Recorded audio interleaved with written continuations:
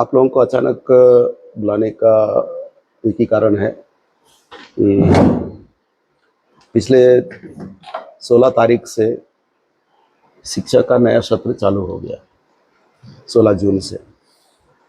और आज 18 तारीख है। इसका मतलब है कि बीच में 2 दिन चला गया। तो ये तीसरे दिन हम बहुत जिम्मेदारी के साथ इससे बातचीत कर रहे हैं।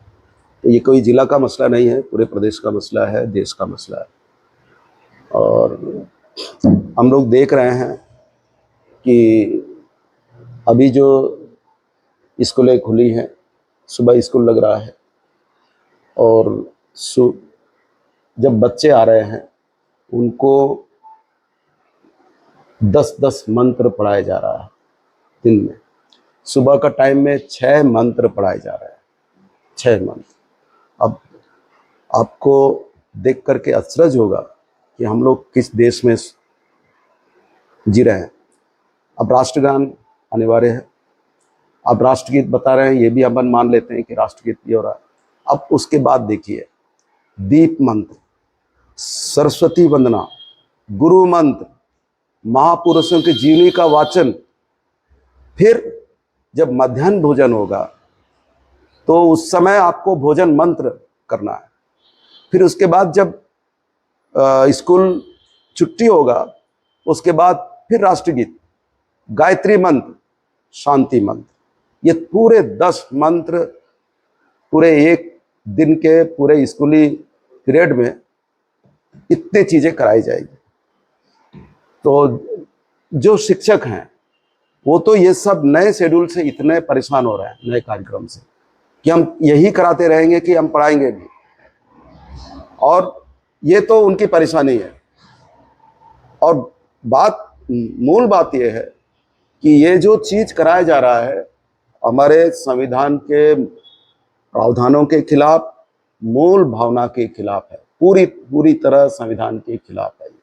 हम धर्मनिरपेक्ष राष्ट्र में जी रहे हैं। हमारा संविधान धर्मनिरपेक्षता की बात करता है, सभी धर्मों का सम्मान की बात करता है और उसके लिए तमाम तरह के प्रावधान किए गए हैं। उस पूरे प्रावधान के खिलाफ है ये सब। और हम एक यहाँ लोकल समाज, आदिवासी समाज से आते हैं और सबको मालूम है कि हम लोग आदिवासी हिंदू नहीं हैं। ये तो पूरे स्टडी से ही, पूरे निष्कर्ष से, तमाम शोधों से ये सब पता लग गया है। हम भी अपने जीवन जिस तरीके से जीते हैं तो उन तरीकों के हिसाब से हमारा हिंदू धर्म से कहीं कोई नाता नहीं है। अब ये जो चीज़ें कराया जा रहा है ये हमारे आदिवासियों के परंपराओं के, रीति रिवाज के, समाज के तमाम तौर तरीकों के खिलाफ है। तो ये पूरी तरह संविधान के खिलाफ है, आदिवासियों के तमाम संस्कृति और रीति रिवाज के खिलाफ है।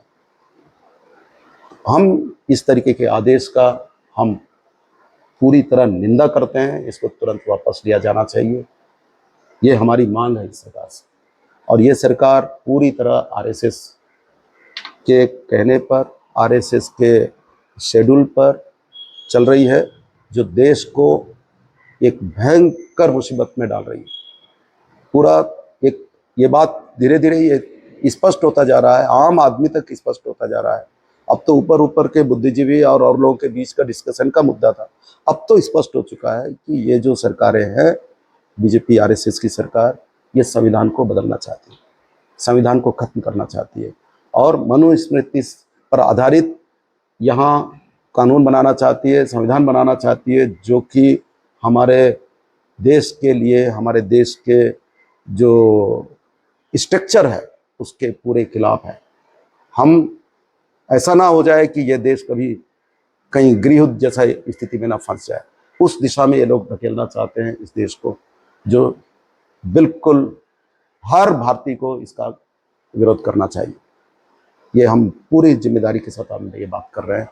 हम आपके साथ ना ये बात करते हुए, साझा करते हुए ये दोहराना चाहते हैं कि ये जो सरकार ने ये जो तमाम तरह के मंत्र जपने के लिए जो ऑर्डर किया है, इसको तुरंत वापस लेना चाहिए।